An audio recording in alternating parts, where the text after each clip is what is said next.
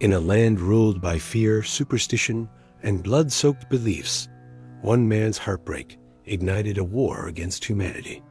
This is how Castlevania begins. We open in Wallachia, 1455.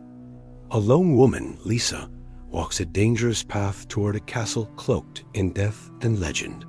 Locals call it cursed, haunted, the home of the devil himself. But she walks anyway, without fear. She's no fool. Lisa is a scientist, a healer. She believes in medicine, not magic. And she's come to this place for one reason: to seek knowledge from the only being in the world who might possess more than books and herbs ever could. Vlad Dracula Teeps. Inside the towering, ominous castle, she meets him. Dracula appears not as a beast, but as a man immense, cold, ancient. He's surprised by her boldness. No one dares disturb him. Yet Lisa stands tall, unshaken. She says, "Teach me. I want to heal the sick. I want to help people." Dracula watches her, puzzled, intrigued. Humans fear him, hate him.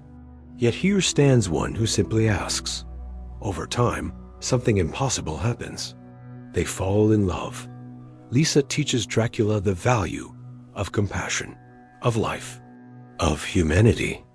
And he, in return, shows her science beyond comprehension tools, chemicals, discoveries hidden from mankind for centuries. For the first time in his immortal life, Dracula feels alive. Years pass, and while they live in peace, the world outside is anything but. The church grows suspicious of Lisa's healing abilities. Her medicines, her tools, her science, they call it witchcraft. She's arrested by the clergy in Targovist, accused of consorting with the devil. Despite protests, despite the lack of evidence, she's dragged to a public square and burned alive. As flames consume her, she cries out, "Don't hate them, Vlad. Help them. Help them understand." But they never gave her a chance. And Dracula is too late. He returns to find only Ash, his wife. His hope, gone. The man who once tried to walk among humans is now done with them. Forever. His grief turns to rage. He appears before the people of Targovist in a pillar of fire, floating above them like a god of death. He says, "You had 1 year to make peace with your god. 1 year before I bring hell to your door." Most laugh it off. They call it demonic blasphemy. But exactly 1 year later, the sky cracks open. A portal erupts in flame. And through it, Dracula's army descends, demons, beasts, flying horrors made of nightmare. They tear through homes, churches, families. Blood floods the streets. Wallachia becomes a land of death. The church is powerless. Priests scream and die like the rest. Dracula's revenge is complete. But the war is only beginning. Elsewhere, we meet a man who once stood against monsters like this. Trevor Belmont, a member of a disgraced noble family of monster hunters. His family was excommunicated by the church, branded heretics, their name dragged through the mud. Now, Trevor drinks in taverns, sleeps in alleys, and tries not to care. But the world won't let him forget who he is. In a small town, Trevor overhears rumors. The church is blaming a group called the Speakers, a secretive nomadic sect of scholars and oral historians. They don't use written texts, only memory. And they believe in truth over doctrine. Trevor knows this scapegoating tactic all too well. He mutters, "The church picks an enemy, stirs the people up, and lets the blood flow." Despite his cynicism, he decides to investigate. If the speakers are being hunted, someone needs to warn them. And maybe, deep down, Trevor still wants to do something good. He arrives in Grezida City under siege by Dracula's demons, where fear and suspicion rule every corner. There, he finds a frightened population turning on each other. The church claims that demons only come for sinners. So the people cling to doctrine and turn on their own. Trevor discovers the speakers hiding in the city's catacombs. They're led by an old wise man.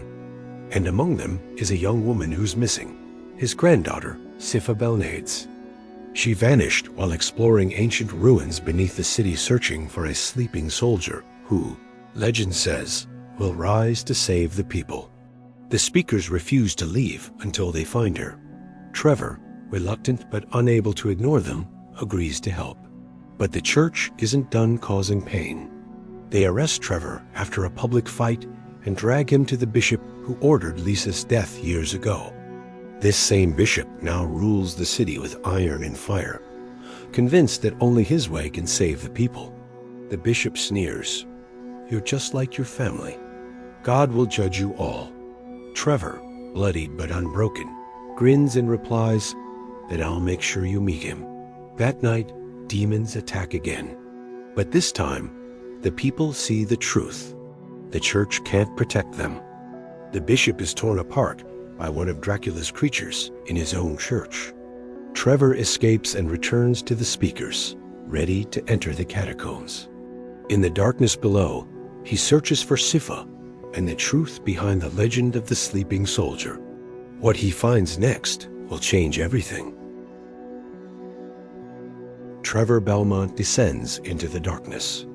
Beneath the ruined city of Grezet lies a forgotten world, twisting tunnels, crumbling catacombs, echoes of a past buried under centuries of blood and silence. He walks alone, torch in one hand, whip on his hip, every step alert. Something waits down here. Something powerful. Maybe even someone.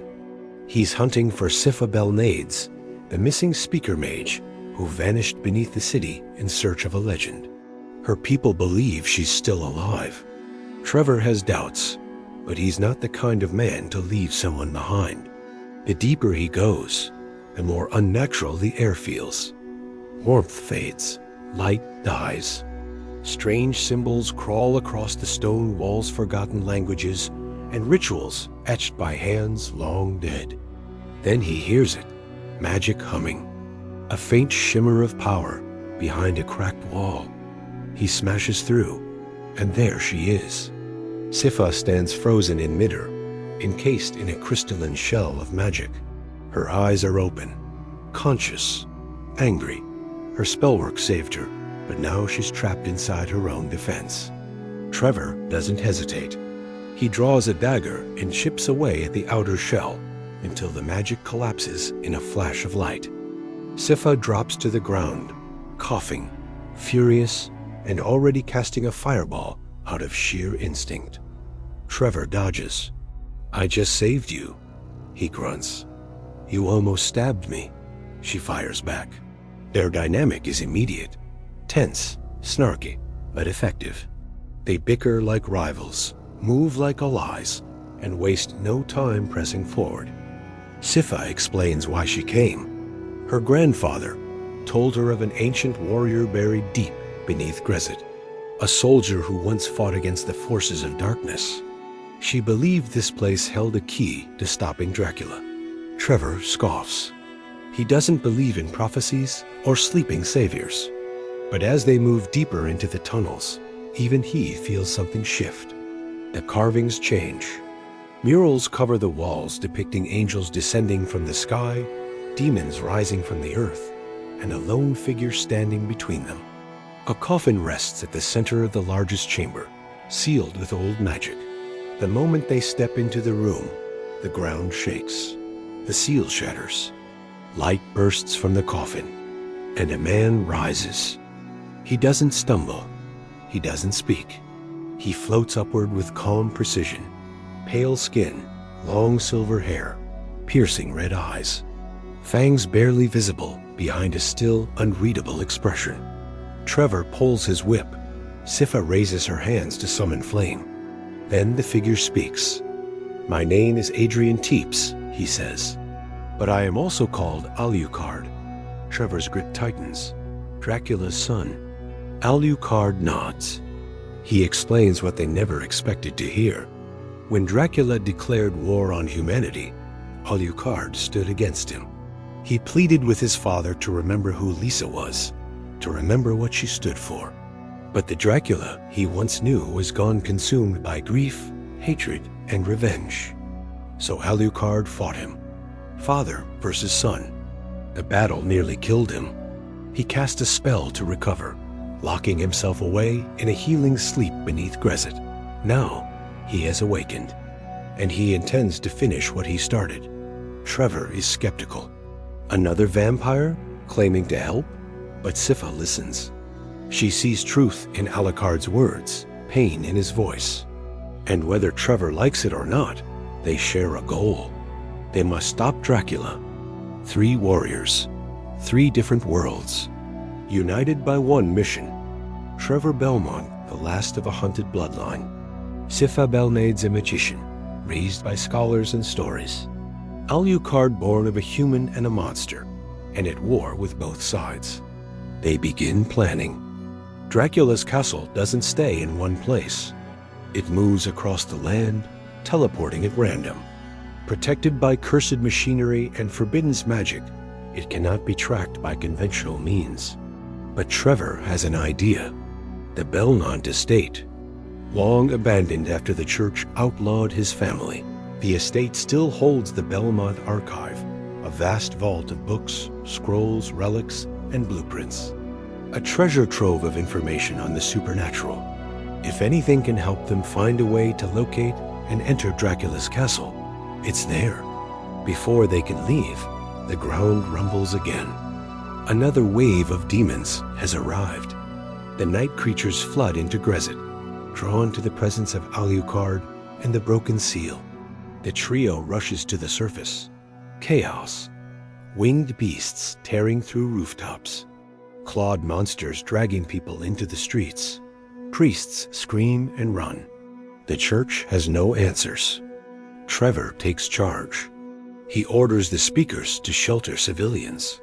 He rallies the town's fighters, takes up his whip, and leaps into the fray. His movements are calculated and brutal. Every strike of his whip cracks bones, slices wings, and drops monsters mid-flight. Sypha conjures flame and ice, shifting the battlefield with elemental fury. Walls of fire, shards of frozen air, controlled, elegant destruction. Alucard moves like a shadow. His sword floats beside him, spinning and slicing on its own. He teleports from roof to roof, decimating enemies with swift precision. And then, something remarkable happens. The townspeople stop running. They pick up blades. They light torches. They start fighting. They see Trevor not as a cursed Belmont, but as a protector. They see Sypha as a savior, not a witch. They watch Alucard fight his own kind, not with hate, but with purpose. A woman smashes a demon with a pot. A boy throws a spear. A priest joins hands with a speaker to shield a group of children. For the first time, Grezet fights together. The battle is long, violent, costly, but when the sun rises, the last demon falls. The city is scarred, but still standing. And in that silence, something shifts. Trevor, Sypha, and Alucard stand side by side, battered, breathing, united, no longer strangers, no longer skeptics. A team. The townspeople cheer, not for the church, not for kings or saints, but for the ones who stood and fought when no one else would. Trevor gives a quiet nod to Sypha. She returns it, smiling for the first time in days. Alucard looks to the sky. Somewhere out there, his father is watching, and he knows what must come next. The group departs Grezet, heading for the Belmont estate, each of them carrying weight, legacy, purpose, and pain. Because this is just the beginning. Dracula still sits on his throne, rage boiling beneath his skin. His generals are gathering. His army is growing. And soon, the war will come to all of Wallachia. But now, hope has a name. Trevor, Sypha, Alucard, and they're done running.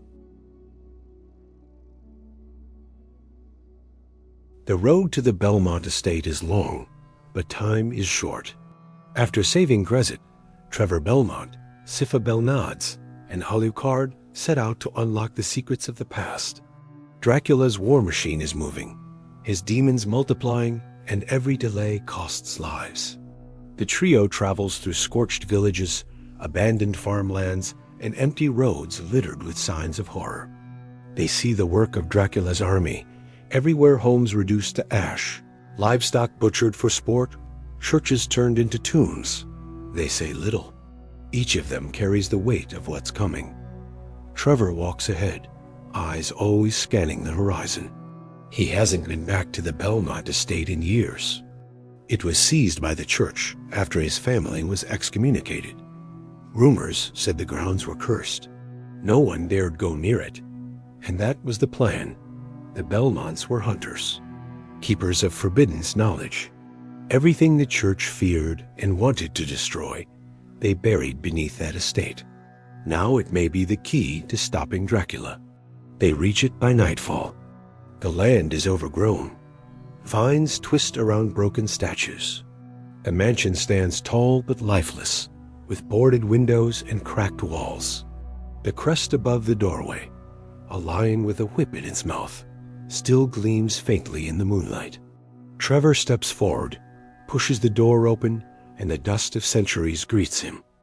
Inside, the mansion is cold and silent, but below it deep underground rests the true prize. The Belmont Vault, a vast subterranean library sealed off from the world, filled with every scroll, book, relic, and weapon the Belmonts collected for generations. They descend into the darkness. What they find is astonishing. Rows of towering shelves, tables stacked with ancient manuscripts, walls covered in vampire anatomy diagrams, maps of ley lines, alchemical formulas, cursed artifacts, and blueprints of weapons lost to time. Sypha moves like a child in a candy shop, eyes wide with wonder. Alucard, despite himself, is impressed. Trevor walks with familiarity, pointing out sections like a man remembering an old childhood dream. They begin their search. The goal: find a way to locate and enter Dracula's castle. It sounds simple. It's not. The castle doesn't exist in one place. It shifts, warping space, tethered to cursed beacons and dark magnetic lines that run across the land. Dracula uses ancient technology, mixed with stolen magic, to keep his lair untraceable. But deep within the vault, they find something promising. A relic called the Mirror of Fate. Broken, dusty, but once used to track dark energy. With repairs, it might be able to detect the signature of Dracula's teleportation. Sypha focuses on decoding the spells surrounding it. Alucard digs through texts on castle architecture and war planning. Trevor arms himself with the best weapons the vault has to offer: holy water grenades, a blessed blade, and a new reinforced whip. As they work, we cut away to Dracula. In his floating castle, he sits motionless.